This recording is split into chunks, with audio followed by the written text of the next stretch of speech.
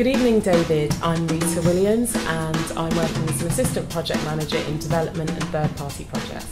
And I'm Richie, seconded from the Special Requirements team, currently working as an Assistant Project Manager for the Development and Third-Party Projects team. David, thank you for attending our Q&A session today for the LU Crossrail and Stations Forum event. As you know, due to the strike action on the 6th of February, we had to reschedule the forum to the 11th of March and regret that you could not be there in person. David, congratulations on your CBE. How long have you been with TfL and where did you start? So, how long have I been with TfL? I joined Transport for London in 2005. I was working before that at the Strategic Rail Authority, which is, funnily enough, just over the road from here, also at a number called 55. And it was being wound up at the time and I wasn't sure what I was going to do, and I was walking along Stratton Ground and I bumped into Tim O'Toole, who I think I'd met very briefly before. He said, "I want you to come and work for us." So we kind of went for dinner and that was it. From the countries that you have visited, how far do you think we have come in becoming a world-class delivery organisation? I'd say from my international travels, as you know, I sit on this thing called COMET, the Community of Metros, which is essentially a benchmarking club of the world's top metros. And from the countries I visited, it's interesting, each country is very good at something, or each metro is very good at something, but we are seen as the people who started it all. You know, we were the first tube 150 years ago, 151 years ago now, so there's a huge respect for us. But also we're seen as world-class in things like our customer experience, the fact we have this very staff-rich stations proposition. We're one of the few metros that really puts a lot of our staff on platforms. With the introduction of the 24-hour service on Fridays and Saturdays in 2015, how do you intend to mitigate the impact of engineering hours?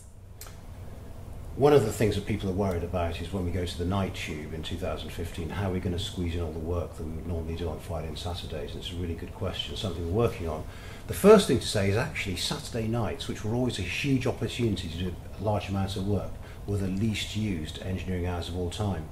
And that was interesting. We tried very hard to get people to come to work on Saturdays because we have a late start up on Sunday morning, so you could easily get sort of 6, 7, 8 hours on a Saturday night compared to the 3 or 4 hours you get in most weeknights. But we've found it hard to get that utilisation. Obviously getting people to come and work in London on a Saturday night is always difficult because most of our workforce goes home to their families. But so we won't miss Saturday nights that much actually. Friday nights might be a bit more of an issue, but even they won't use that much. How do you view the role of graduates, apprentices and secondees in shaping the organisation? I think the role of graduates, apprentices, secondees within the organisation is fundamental. I mean, if I could just speak about engineering for a little bit, engineering is seen as an ageing profession. You know, the age profile is moving to the right quite a lot, and it's not been that successful at attracting youngsters into it. So the fact that we've now got this very good apprenticeship graduate programme, we've got lots of secondments going on, is a great vote of confidence in the future. And given what I've said earlier on about the investment that's coming into the organisation, we absolutely need to have the workforce and the capability to deliver that. So I see it as essential. You know, we've really got to build tomorrow's leaders today. What are your priorities for the Capital Programmes Directorate? My priorities for the Capital Programmes Directorate are to deliver to the budgets we've got.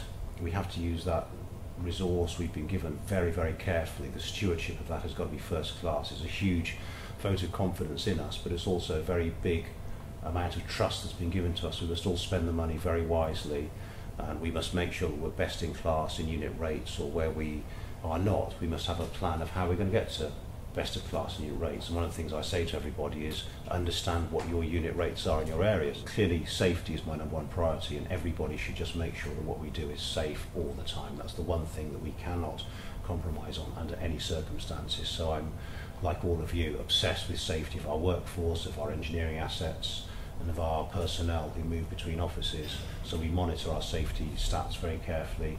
Clearly reliability is important too, because when we bring in all our new assets, we must make sure we do so reliably. Delivery to schedule is also very important.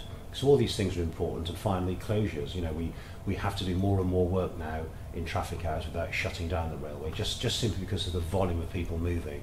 So working in all those constraints is what I want us to do. And we've made a great start. We're doing really, really well, and we just got to continue that trajectory. Lastly, the question that everyone wants answered. Did you promote the Jubilee line upgrades because you're a West Ham fan? Some people have very unfairly said that I put a lot of attention onto the east end of the network because I'm a West Ham supporter. That is not true, although I do take huge pride when I go to games and people talk to me and saying, you know, we've got the first S-Dogs coming through Upton Park now, and we've got the Jubilee line working to Stratford, etc. So it's a great source of pride, and clearly I get some stick when we're closing down the district line as well to the track work. But no, I mean, all parts of London are equally important. I think everybody has their favourite corner, as they say. I even know some people who are mad enough to support Arsenal. David, thank you very much for your time today. It's been an absolute pleasure speaking to you.